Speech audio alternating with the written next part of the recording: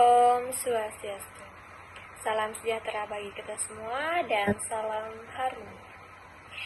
Baik, terima kasih atas kesempatan yang telah diberikan oleh Bapak Dr. Ikomal Sudarma, SPD MPD, dan juga Bapak Iwayan Ilya Yuda Sukmana, Eskom MPD, dan juga teman-teman sekalian, atas kesempatan yang telah diberikan kepada kelompok kami. Nah, di sini kami dari kelompok 5 akan mempresentasikan pelaksanaan pendidikan inklusif dalam alur perencanaan dan juga manajemen kelas. Namun sebelum itu, izinkan kelompok kami untuk memperkenalkan diri terlebih dahulu. Dimulai dari saya sendiri, yaitu perkenalkan, nama saya Komang Mahesa Prabayini dengan NIM akhir 31, dan rekan saya. Perkenalkan, nama saya Niputra Setiaprianti dengan NIM 2411031411. Perkenalkan, nama saya Nikomang Wahyu Andriani dengan NIM 2411031180. Perkenalkan, nama saya Ika Dekstiawan dengan NIM 2411031319. Nah, di sini kelompok kami akan membahas 3 subbab, yaitu yang pertama, alur pelaksanaan pendidikan inklusif, manajemen kelas, dan juga lingkungan belajar yang kondusif dan juga efektif. Nah, alur pelaksanaan pendidikan inklusi. Seperti yang kita tahu bahwa pendidikan inklusi adalah pendidikan yang dimana semua peserta didik memiliki hak untuk mengakses pendidikan yang responsif terhadap kebutuhan mereka.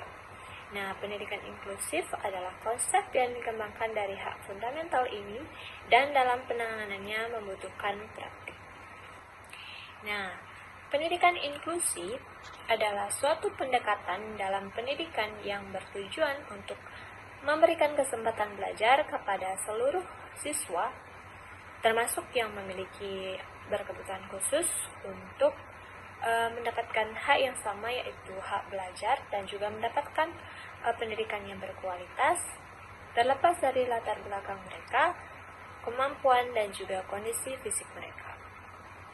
Nah, konsep pendidikan inklusi ini didasarkan pada beberapa prinsip fundamental, yang dimana yang pertama itu kesetaraan, penerimaan terhadap perbedaan, agar menghargai dan juga menciptakan lingkungan belajar yang inklusif, aksesibilitas dan juga kolaborasi antara guru, orang tua, dan juga anggota komunitas untuk bekerja sama untuk menciptakan lingkungan belajar yang inklusif. Untuk mewujudkan pendidikan inklusi diperlukan juga praktik yang konkret, seperti modifikasi kurikulum agar menyesuaikan materi pembelajaran dan metode pembelajaran agar sesuai dengan kebutuhan siswa. Penyediaan alat bantu. Nah, seperti yang kita ketahui bahwa anak berkebutuhan khusus sering juga membutuhkan alat bantu untuk mendukung pembelajaran mereka. Nah, di sini bisa memberikan alat bantu yang diperlukan siswa untuk belajar, seperti alat bantu komunikasi dan alat bantu mobilitas. Pelatihan guru, di mana guru diberikan pelatihan agar mereka mampu mengajar siswa dengan berkebutuhan khusus. Alur pelaksanaan pendidikan inklusi itu dimulai dari masa transisi. Kata transisi yang seperti kita ketahui adalah masa peralihan atau perubahan, di mana di sini masa transisi ini adalah periode peralihan atau perubahan dari suatu keadaan ke keadaan lainnya. Transisi ini dalam konteks pendidikan inklusi adalah periode penting di mana seorang siswa dengan kebutuhan khusus mulai beradaptasi dengan lingkungan sekolah reguler. Nah, ini adalah tahap peralihan yang sangat krusial untuk membantu siswa beradaptasi dengan lingkungan sekolah dan juga agar merasa nyaman, aman, dan juga mampu mengikuti pembelajaran bersama teman sebayanya. Nah, tujuan dari masa transisi ini adalah mempersiapkan siswa, membantu siswa untuk mengenal lingkungan sekolah yang baru, aturan-aturan yang berlaku, dan serta cara belajar yang berbeda. Membangun kepercayaan diri. agar siswa yang berkebutuhan khusus itu merasa diterima dan juga didukung oleh teman-teman dan guru. Yang kedua yaitu penerimaan peserta didik baru atau yang bisa kita sebut dengan PPDB. Nah, PPDB ini memberikan kesempatan bagi semua peserta didik, termasuk mereka yang memiliki kebutuhan khusus untuk belajar dalam satu lingkungan. Nah, tentunya proses PPDB dalam pendidikan inklusi ini dirancang khusus untuk memastikan bahwa anak-anak atau siswa dengan berbagai kemampuan dapat bersekolah bersama di lingkungan yang inklusif. Hal penting yang harus diperhatikan dalam PPDB inklusi adalah prinsip kesetaraan. Semua anak tanpa terkecuali berhak mendapatkan akses pendidikan, kekuatan, kelemahan, dan juga kebutuhan peserta didik. Dan juga menyusun profil belajar peserta didik secara sistematis dan terstruktur dengan menggunakan bahasa yang jelas dan mudah dipahami. Nah, yang kelima adalah perencanaan pembelajaran, di mana proses yang sistematis untuk merancang pengalaman belajar yang memenuhi kebutuhan individu di setiap peserta didik, termasuk mereka yang memiliki kebutuhan khusus. Langkah-langkah untuk menyusun perencanaan pembelajaran inklusi yang pertama yaitu memahami kekuatan, kelemahan, minat, dan kebutuhan khusus setiap peserta didik. Yang kedua, menetapkan tujuan pembelajaran yang sesuai dengan kurikulum dan kebutuhan peserta didik. Yang ketiga, memiliki strategi pembelajaran yang bervariasi dan juga menarik. Itu agar peserta didik itu tertarik untuk belajar dan mengakomodasi berbagai gaya belajar. Yang keempat, yaitu menyiapkan bahan ajar yang relevan, menarik, dan mudah diakses oleh peserta didik. Nah, di zaman teknologi ini, kita bisa menyiapkan bahan ajar itu dalam bentuk video, dalam bentuk PowerPoint yang menarik agar dan juga bisa diakses oleh semua peserta didik. Yang keenam yaitu adanya program pendidikan individual atau yang bisa kita singkat dengan PPI. Nah, di sini berisi tentang hambatan yang dimiliki oleh PDBK atau peserta didik berkebutuhan khusus dan proses perbaikan atau tahapan peningkatan kemampuan PDBK yang diberikan secara individual. Mengapa PPI ini penting dalam pendidikan inklusi? Karena PPI memastikan bahwa setiap peserta didik mendapatkan pembelajaran yang sesuai dengan kebutuhan dan juga kemampuannya.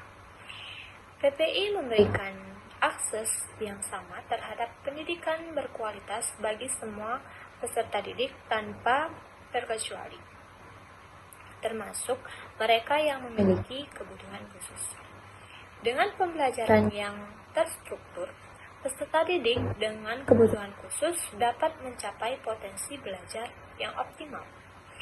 Dan PPI juga mendorong kolaborasi antara guru, orang tua, dan juga tenaga ahli lainnya dalam mendukung pembelajaran peserta didik. Baik, sekian materi yang bisa saya sampaikan dan materi selanjutnya akan dilanjutkan oleh teman saya. Penilaian tidak hanya berfokus pada prestasi akademik, tapi juga non-akademik, seperti potensi, minat, dan juga kebutuhan khusus anak. Yang ketiga yaitu identifikasi dan assessment. Nah, proses ini itu saling berkaitan dan bertujuan untuk memastikan bahwa setiap peserta didik, termasuk mereka yang memiliki kebutuhan khusus, berhak mendapatkan layanan pendidikan yang tepat dan juga sesuai. Identifikasi adalah proses di mana mengenali dan juga memahami karakteristik, kemampuan, dan kebutuhan khusus peserta didik. Di mana tujuan utama dari identifikasi ini adalah mengetahui apakah seorang peserta didik memerlukan layanan pendidikan yang khusus atau tidak. Nah, proses ini melibatkan guru, melibatkan orang tua, dan juga tenaga pendidikan lainnya untuk mengamati perilaku, cara mereka berinteraksi, dan kesulitan pelajar yang dialami peserta didik. Asesmen ini adalah pengumpulan data yang lebih mendalam untuk mengetahui secara spesifik apa saja yang dibutuhkan oleh peserta didik yang berkebutuhan khusus. Nah, asesmen ini dilakukan setelah ditunjukkan adanya indikasi kebutuhan khusus. Nah, tujuan asesmen ini mengidentifikasi jenis dan juga tingkat kebutuhan khusus peserta didik, mengidentifikasi kekuatan dan juga potensi peserta didik. Nah, yang keempat yaitu penyusunan profil belajar peserta didik, atau yang bisa kita singkat dengan PBPD. Nah, di mana di sini adalah tentang kondisi PDBK atau peserta didik berkebutuhan khusus secara individu yang menggambarkan tentang kondisi aktual, hambatan atau kelainan, karakteristik, dampak, strategi layanan, dan media yang diperlukan dalam intervensi. PBPD ini juga berisi informasi lengkap tentang kekuatan, kelemahan, minat, gaya belajar, dan kebutuhan khusus peserta didik. Nah, dokumen ini sangat penting dalam pendidikan inklusi karena menjadi dasar dalam perencanaan dan juga pelaksanaan pembelajaran yang disesuaikan dengan kebutuhan individu di setiap peserta didik. Tujuan penyusunan profil belajar peserta didik yaitu membantu guru dan juga tenaga kependidikan lainnya memahami secara mendalam karakteristik dan kebutuhan di setiap peserta didik, dan juga menjadi acuan dalam mengevaluasi perkembangan dan keberhasilan pembelajaran peserta didik. Nah, yang terdapat dalam PBPD ini yaitu membuat data pribadi seperti nama, tanggal lahir, alamat, dan juga informasi kontak. Riwayat perkembangan yang berisi tentang perkembangan fisik, kognitif, bahasa, sosial emosional, dan motorik peserta didik. Berisi juga hasil berbagai jenis asesmen yang telah dilakukan seperti tes IQ, tes minat, observasi, dan juga wawancara. Identifikasi juga kebutuhan khusus peserta didik baik dalam hal akademik maupun non-akademik. Dan juga tujuan pembelajaran, di mana penetapan tujuan pembelajaran yang spesifik, terukur, dapat dicapai, relevan, dan berjangka waktu atau yang bisa disingkat dengan SMART. Nah, di dalam PBPD ini atau profil belajar peserta didik memiliki proses penyusunan yang dimana dimulai dari pengumpulan data. Nah, di sini mengumpulkan data dari berbagai sumber seperti hasil asesmen, observasi. Kedua yaitu menganalisis data yang telah terkumpul untuk mengidentifikasikan pola, kekuatan, kelemahan, dan juga kebutuhan. Baik, alur pelaksanaan pendidikan inklusi yang selanjutnya adalah pelaksanaan pembelajaran. Di tahap ini akan diterapkan perencanaan pembelajaran yang sebelumnya telah dibuat oleh para guru. Guru juga harus mengatur strategi yang tepat dalam proses belajar agar sesuai dengan kondisi kelas. Proses ini berkaitan dengan kegiatan yang harus dilakukan oleh para peserta didik, guru, dan komponen lainnya supaya dapat menguasai kompetensi yang diharapkan dalam pembelajaran. Proses pembelajaran ini berkaitan dengan 6 hal, yaitu yang pertama adalah isi atau materi, yang kedua soal, alat, waktu, tempat, dan juga cara. Modifikasi proses dapat dilakukan dengan beberapa cara berikut. Yang pertama adalah modifikasi isi ataupun materi. Materi yang diberikan harus berkaitan dengan fakta, konsep, prosedur, dan metakognisi yang harus dipelajari oleh peserta didik agar dapat menguasai kompetensi yang diharapkan. Yang kedua adalah modifikasi soal. Soal yang diberikan untuk anak berkebutuhan khusus berbeda dengan peserta didik yang normal.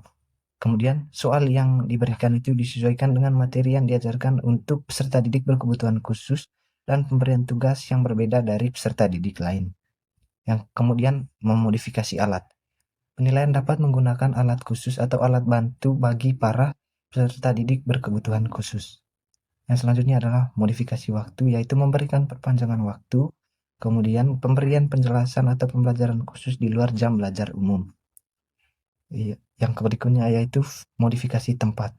Penilaian dapat dilaksanakan di tempat tertentu, baik itu secara individual ataupun penempatan tempat duduk pada lokasi tertentu seperti dekat dengan guru agar memudahkan peserta didik dalam proses pembelajarannya. Selanjutnya adalah modifikasi cara. Penilaian dilaksanakan secara lisan, di mana guru membacakan soal sedangkan murid menulis jawabannya, atau guru membacakan soal sedangkan siswa menjawab secara lisan, kemudian dituliskan oleh guru. Cara ini dapat dilakukan melalui pendampingan dengan tutor sebaya. Baik, alur pelaksanaan pendidikan inklusi yang selanjutnya yaitu laporan hasil belajar. Laporan kemajuan belajar dan pencapaian peserta didik bersifat sederhana dan informatif, memberikan informasi yang bermanfaat tentang karakter dan kompetensi yang dicapai oleh peserta didik. Kemudian sekolah menyampaikan rapor peserta didik atau laporan pencapaian nilai dari peserta didik ini melalui rapor secara berkala.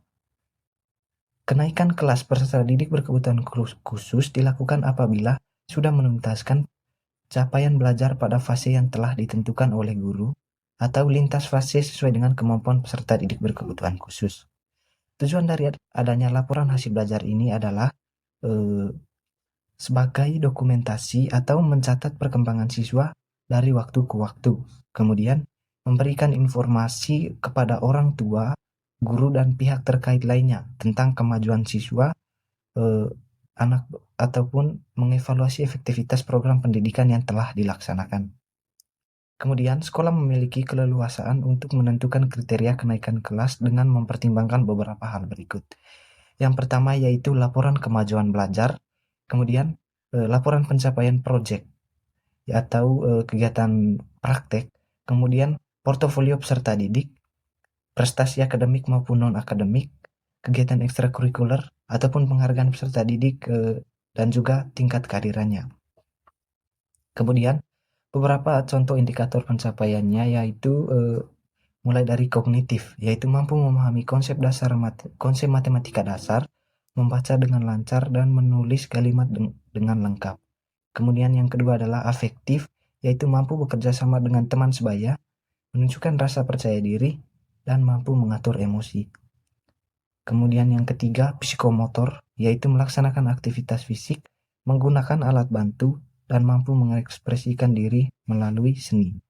Beberapa indikator tersebut bisa dipakai dalam menentukan nilai dari para peserta didik.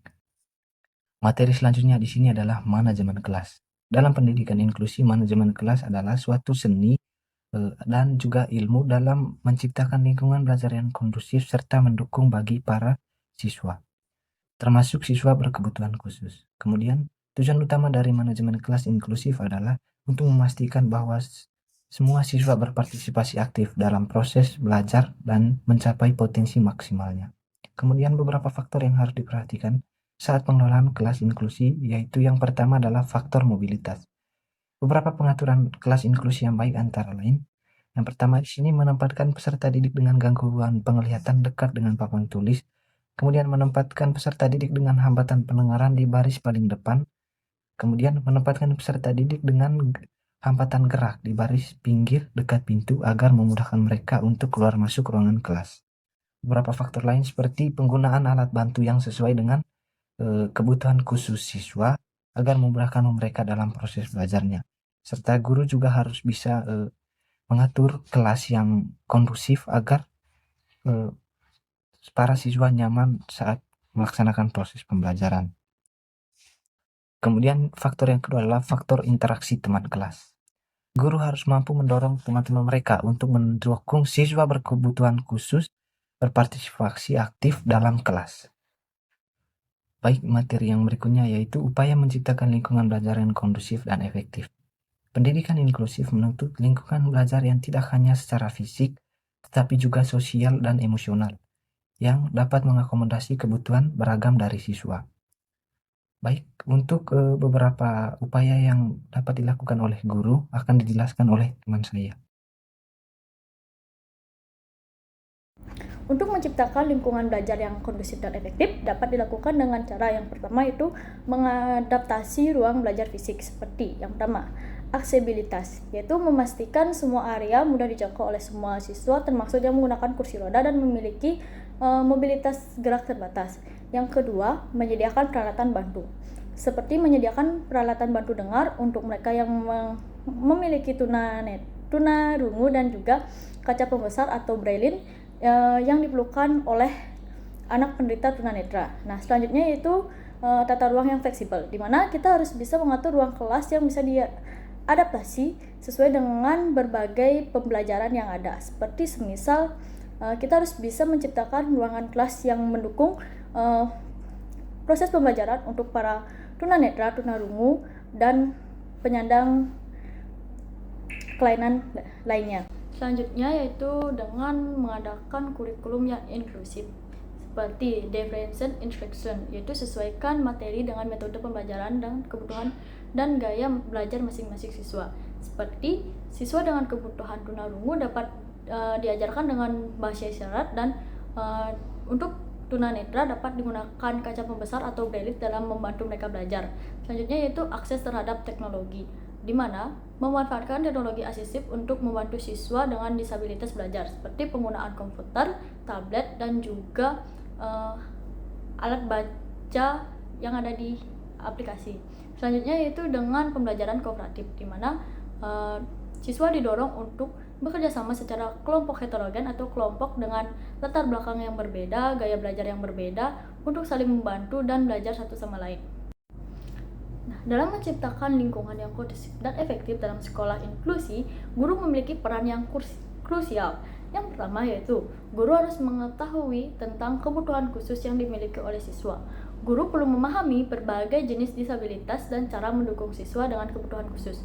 Seperti guru harus bisa memahami cara belajar anak dengan kebutuhan khusus tunarungu, anak dengan kebutuhan khusus tunanetra, dan juga pendekatan kepada anak dengan kelainan autisme, dan juga gimana guru bisa menenangkan anak dengan kebutuhan dengan kelainan ADHD. Nah, selanjutnya yaitu komunikasi dengan orang tua. Nah, jalin komunikasi yang baik dengan orang tua untuk membantu lebih lanjut tentang kebutuhan anak mereka. Hal ini dilakukan untuk mengetahui seberapa jauh perkembangan anak di sekolah dan juga mengetahui apa-apa saja yang diperlukan dalam proses pembelajaran anak selama bersekolah atau selama belajar di sekolah.